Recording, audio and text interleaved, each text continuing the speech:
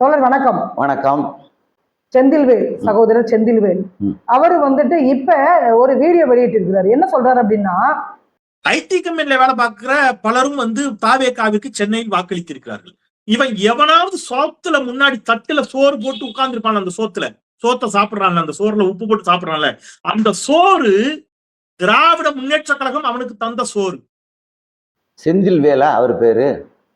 இன்னைக்கு எனக்கு ஜாதகப்படி கெட்ட நேரம்னு நினைக்கிறேன்.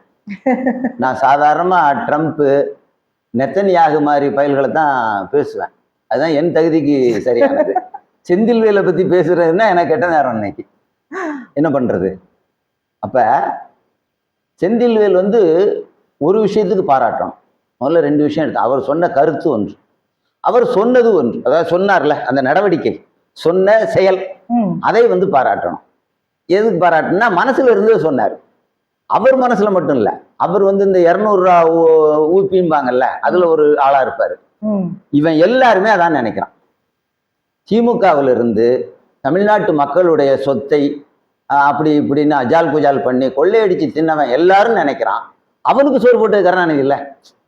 அவன் அதனால இயல்பா என்ன நினைக்கிறான், தமிழ்நாட்டுக்கே சோறு போட்டது கருணாநிதின்னு. கருணாநிதி எப்படிப்பட்டால்னா அது வேற. அப்ப இது திமுக காரனுடைய அடிப்படையான அகந்தை, திமிரு. இதை தமிழ்நாட்டு மக்கள் இன்னும் அனுமதிக்க போகிறார்களாங்கிற வினாதான் நமக்கு வருது. ஆனா இப்படி மனசுல இருந்ததை, ஐயா உன் மனசுல இருந்தது மட்டுமா, மற்றவன் மனசுல எல்லாம் மைண்ட் வாய்ஸ் எல்லாம் சொல்லிட்டியே, இதற்கு உனக்கு பாராட்டுக. அப்படி வெளிப்படையா பேசிடு, நல்லா இருக்கும். இதை நீ 23ஆம் தேதிக்கு முன்னாடி பேசியிருந்தா இன்னும் நல்லா இருந்திருக்குமே.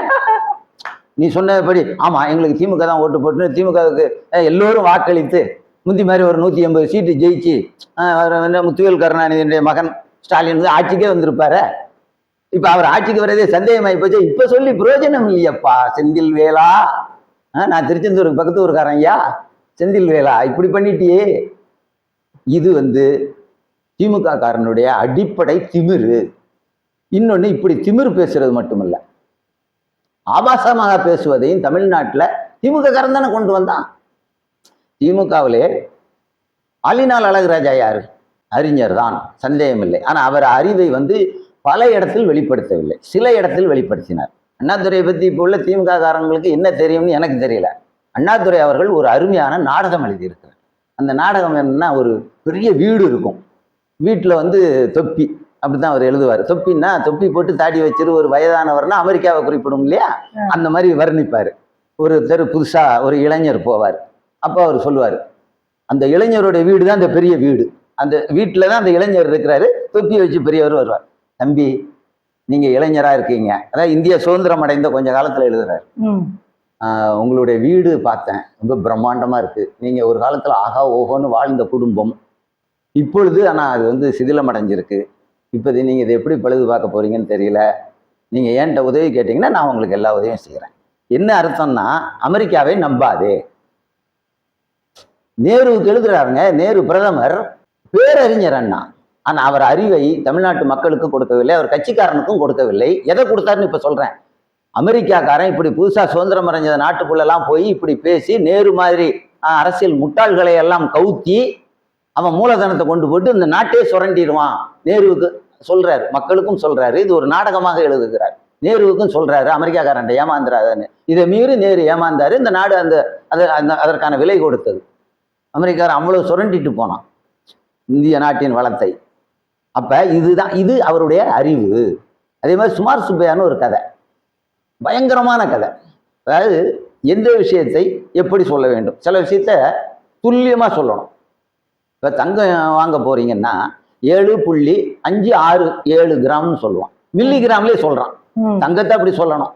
அந்த காலத்துல விறகு வாங்க போவோம், அந்தர்னா 50 கிலோ, சரியா 50 கிலோ இருக்குமா, அரை கிலோ முன்ன பின்ன, 1.5 கிலோ முன்ன பின்ன இருக்கும். தங்கத்துல 1.5 கிலோ முன்ன பின்ன இருக்கும். இதை விளக்குவதற்கு இதை தத்துவத்திலே சொல்லுவாங்க, இயக்கவியல் அப்படின்னு சொல்லுவாங்க. அது கம்யூனிஸ்டுகளுக்கு தான் தெரியும். அங்க அழகா விளக்கி இருப்பாருங்க, ஒரு சிறுகதைங்க. அண்ணா பேரறிஞர் நான் ஏத்துக்கிறேன், ஏன்னா இதுதான் அவ்வளவு அழகா. அது பேர் சுமார் சுப்பையா. அந்த கதையை நீங்க படிச்சு பாருங்க. அண்ணா ஏன் பேரறிஞர்னு தெரியும், ஆனா பேரறிஞர் சொல்றவனுக்குலாம் ஏன் பேரறிஞர்னு சொல்றோன்னு தெரியாது. சொன்னா துட்டு கிடைக்குது, கான்ட்ராக்ட் கிடைக்குது, திமுக கட்சியில இருந்தா போலீஸ் ஸ்டேஷனுக்கு போய் துட்டு கிடைக்குது, அதை வச்சு பொழப்பு நடத்துறோம், அதுக்காக அவன் சொல்றான். நான் அவருடைய அறிவுத்திறம் அறிந்து சொல்கிறேன். அப்புறம் பொதுக்கூட்டத்தில் பேசினாலே, தேர்தலுக்காக பேசுறாருன்னு வைங்களேன், ஒரு ஊர்ல பேசுவார், மத்திய அரசுக்கு எதிராக ஒரு 2-3 பாயிண்ட், அவர்கள் செய்த தவறுகள், மாநில காங்கிரஸ் ஆட்சியில இவர்கள் செய்த 2 தவறை பேசுவார். அடுத்து அங்க வந்து 1.5 கிலோமீட்டர் அடுத்து 2 கிலோமீட்டர் அடுத்து இன்னொரு ஊரா வேறு விஷயங்களை பேசுவார். இங்க சொன்ன அந்த 2 தவறுகள் இல்லை, அவருக்கு தான் தெரியுமா மத்திய அரசு செய்யற 200-400 தவறுகள் தெரியும் வச்சிருக்கிறாரு. மாநில அரசு செய்யற தவறுகள் தான் 100 அவருக்கு தெரியுமா. பேசியதே திரும்ப பேச மாட்டார். இவருக்கு பிறகு வந்தவர் பேசினதே 40 வருஷம் பேசிக்கிட்டு இருந்தார். இந்த கதையை விடுங்க.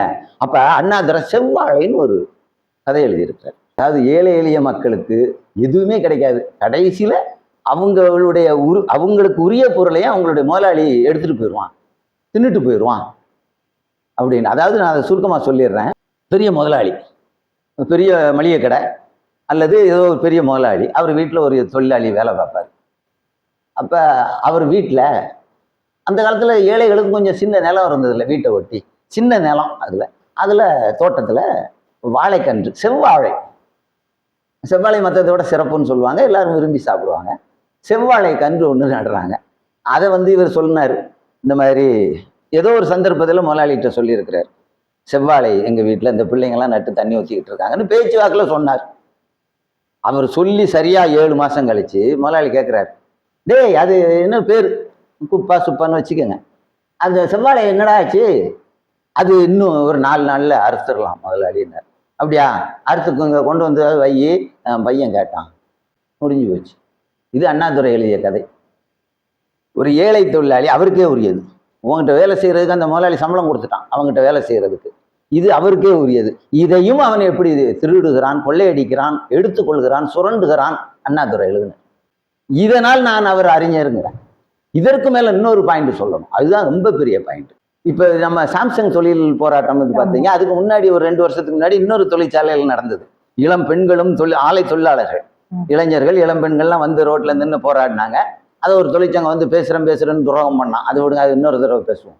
அப்ப அண்ணாதுரை எழுதுகிறார், ஒரு ஆலையில், தொழிற்சாலையில் பிரச்சனை என்றால் அந்த நிர்வாகத்திற்கும் அந்த தொழிலாளர்களுக்கும் மட்டுமான பிரச்சனை அல்ல, அது பக்கத்தில் இருக்கின்ற, சுற்றுச்சூழல் இருக்கின்ற பல்வேறு கிராம மக்களுக்குமான பிரச்சனை அது. அந்த கிராம மக்கள் அந்த பிரச்சனையில் தலையிட வேண்டும். தொழிலாளர்களிடம் ஏன், என்ன கோரிக்கைக்காக, எதற்காக போராடுகிறீர்கள் என்று கேட்க வேண்டும். நிர்வாகத்திடம் போய் இவர்கள் இந்த கோரிக்கைகளை வைத்திருக்கிறார், நீங்கள் என்ன சொல்கிறீர்கள் என்று வினவ வேண்டும். எது நியாயமோ அதை இந்த நிர்வாகத்திடம் எடுத்து சொல்ல வேண்டும். அது அவர்கள் இருவர், நிர்வாகம் தொழிலாளர்கள் சம்பந்தப்பட்ட பிரச்சனை மட்டுமல்ல, சுற்றுச்சூழல் இருக்கின்ற பொதுமக்கள், கிராம மக்களுடைய பிரச்சனையும் கூட அப்படின்னு எழுதியிருக்கிறாரு. பணத்தோட்டம்ங்கிற புத்தகத்தில் எழுதியிருக்கிறார். 1949ஆம் ஆண்டு எழுதப்பட்ட புத்தகம். அந்த புத்தகத்தில் பேரறிஞர் அண்ணாதுரை அவர்கள் எழுதியிருக்கிறார்கள். அதனால் அவர் அண்ணா, பேரறிஞர் அண்ணாதுரை, கரெக்ட். ஆனா அவரிடம் சில அநாகரிகங்களும் இருந்தது, அதையும் நம்ம பார்க்கிறோம். செந்தில்வேலனை உருவாக்கியது அண்ணா, அல்லது செந்தில்வேலனுக்கு இந்த மாதிரிலாம் பேசுறதுக்கு திறனே வராது. இடையில இன்னொன்னு சொல்லணும், அது கருணாநிதியின் திறமை. பகிரங்கமாக மேடையில் 100, 500, 600 பேர் இருக்கின்ற மேடையிலே கெட்ட வார்த்தை பேசுவாருங்க. தமிழ்ல சில வார்த்தை கெட்ட வார்த்தைன்னு வச்சிருக்கிறோம்ல, அதை பேசுவார். பேசின இப்ப அவர் இருந்தாலும் செத்து போயிட்டாருன்னு வைங்க. அப்புறம் அவருக்கு வந்து நம்ம ஜெயலலிதா அம்மையார் தான் துட்டு கொடுத்தாங்க. கருணாநிதி இவ்வளவும் பேச வச்சு ஈன்னு பல்ல காட்டிக்கிட்டு இருப்பாரு மேடையில.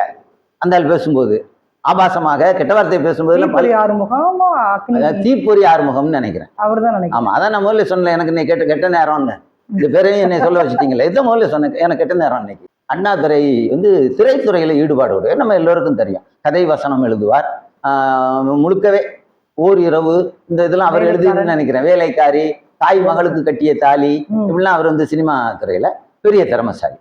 நடிப்பு கலைஞர்கள், நடிகைன்னு சொல்லுவாங்கல்ல, அதுல இவருக்கு எல்லோருக்கும் நட்பு இருக்கும்ல. அதுல ஒருத்தரை பத்தி இவர்கிட்ட பத்திரிகையாளர்கள் கேட்கும் பொழுது மிக இழிவான முறையில் பதில் சொன்னார் அண்ணாதுரை. நான் முற்றும் திறந்த முனிவனும் அல்ல, அவள் படித்தாண்ட பத்தினியும் அல்ல. இப்படி ஒரு நாகரிகமான மனிதன் தன்னுடைய பெண் நண்பரை பற்றி சொல்லுவானா? என்ன உறவு வேண்டாலும் இருந்திருக்கலாம், அது வேறு. கேவலமான வாக்குமூலம் கொடுத்தவன் ஒரு எப்படிப்பட்ட மனிதன்? நாகரிகமான மனிதனாக இருக்க முடியாதே. அந்த கட்சியில் செந்தில்வேலன் பரவாயில்லைங்க, அவ்வளவு மோசமா பேசுனதா நான் நினைக்கல. நம்ம புரிந்து கொள்ள வேண்டியது, செந்தில்வேலன் ஒருவனுடைய கருத்து அல்ல, திமுகவில் எல்லாரும் அப்படித்தான் நினைக்கிறான். 72, 73, 74 செந்தில்வேலனுக்கு தெரியாதுன்னு நினைக்கிறேன். கருணாநிதி காலத்துல தான் பஞ்சம், அரிசி பஞ்சம், மஞ்சள் மாவு போட்ட இந்த கருணாநிதிக்கு பேரே மஞ்சள் மாவுங்க. அவருக்கு அரிசியா போட்ட மஞ்சள் துண்டு, மஞ்சள் மாவு வந்து ரேஷன் கடையில கொடுத்தாங்க அந்த பஞ்ச காலத்துல. இவருக்கு பேரே மஞ்சள் மாவு. இவர் காலத்துல தான் பஞ்சம் வந்தது. நீ வந்து அரிசி கொடுத்தங்கிற. இதில் நாம் புரிந்து கொள்ள வேண்டியது இதுதான். திமுக காரர்கள் எப்போதும் இப்படித்தான், திமுக காரர்கள் எல்லோரும் இப்படித்தான். திமிராகவும் பேசுவார்கள், ஆபாசமாகவும் பேசுவார்கள். அது அவர்களுடைய ரத்தத்தில் ஊறிய குணம். இதை நாம் புரிந்து கொள்ள வேண்டும். இப்பவே இந்த தேர்தலில் அதுக்கு ஒரு முடிவு வரும்னு நான் நினைக்கிறேன். ஏன்னா 5 ஆண்டுகள் நல்லா பார்த்துட்டாங்க மக்கள். எங்க ஒரு அமைச்சர் பேசலையா? ஓசி பஸ் உன்னுடைய அரசாங்கம் தான் திட்டத்தை நிறைவேற்றுகிறது. இது உன் வீட்டுல இருந்து காசு எடுத்துட்டு வந்தியா? உன் ஆத்தா காசா, உன் தாத்தா காசா? வெளிப்படையாக கேட்கவில்லை என்றாலும் மக்கள் மனசுக்குள்ள இந்த சிந்தனை ஓடி இருக்கும் அல்லவா? எத்தனையோ பேர் என்கிட்ட தனிப்பட்ட முறையில் ஏன் இப்படிலாம் அமைச்சர் பேசுறாருன்னு மனம் விரும்பி சொல்லி இருக்கிறார்கள். நான் அதைத்தான் இங்க வந்து வெளிப்படுத்துறேன். அமைச்சரவே பேசும்போது செந்தில்வேல் அமைச்சர்கள் எல்லாம் ஒரு சின்ன பூச்சி தானே, இது பூச்சி இப்படித்தானே பேசும். அதுதான் நடந்து இருக்கிறது. அப்ப நீங்க கோபப்பட வேண்டியது செந்தில்வேலன் மீது அல்ல.